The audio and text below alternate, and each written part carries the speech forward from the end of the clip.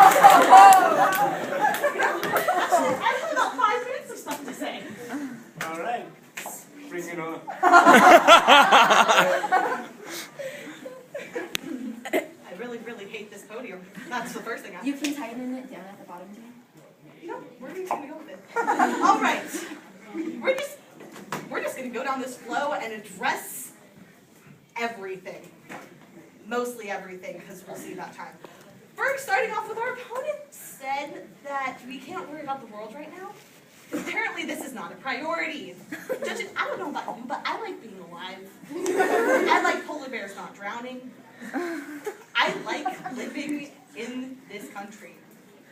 If we didn't care about the world, polar bears would be dead. We would not be here today. In fact, all life in existence would cease. We would have to go live on Mars. Now, where would we be there?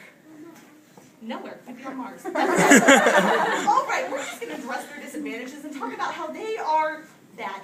Very, very, very bad. First of all, they said that we have a sufficient system. I don't know about you, but I have driven on I-25. Yes, there are other highways around, but those ones are almost just as congested. It is time to blow your nose. Okay? You can tag that. It is time to blow your nose. I have an older sister who tends to be a little bit of a blonde. Now, she was driving on I-25 and saw a shiny building and hit the car in front of her. Obviously, I-25 is very congested and there are too many shiny buildings on the side of the road. Okay?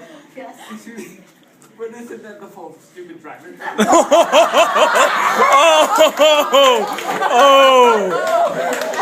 believe that was very, very rude. And that was not the fault of the stupid driver. That was the fault of the traffic, mixed with the sun, mixed with being a blonde. Okay? That wasn't mixed up. Okay? It is time to blow your nose. We need a better system. And that is what these public transit systems are going to give us. These light rails? What these light rails are going to give us. All right. Now, our opponent brought up how eminent domain is a really, really bad thing. Now, first of all, eminent domain is constitutional. I'm not exactly sure where under the Constitution. My partner said to mention it is constitutional. Second of all, the lady we brought up had a pink house. We all can obviously tell that I like pink. I feel very bad for this woman. However, it caused something better to happen. We had a road. We had a road built. And besides, if we didn't have eminent domain, then wait a second. That was a bad argument. I'm sorry she gave me an argument to say about eminent domain. I realized it was for her side.